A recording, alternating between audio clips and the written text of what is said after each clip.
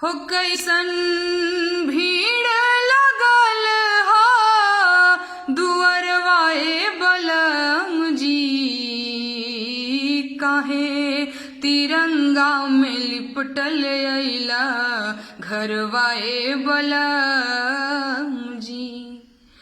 चूड़िया कंगनवा खन के गोरी रे कलाई में, मांगी के से नुरवा के बा चटकल ललाई रे। हे उठा नजर भर निहारा हमर सिंगरवाए बलम जी,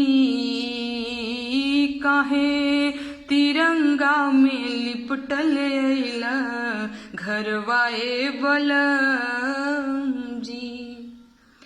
कोठवा अटारी सुन सुन बा नगरिया, गली गली अरवा सुन सुन बा से जरिया।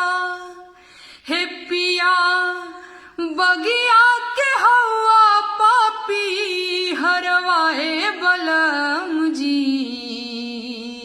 काहे तिरंगा में लिपटल अइला घरवाए बलम जी।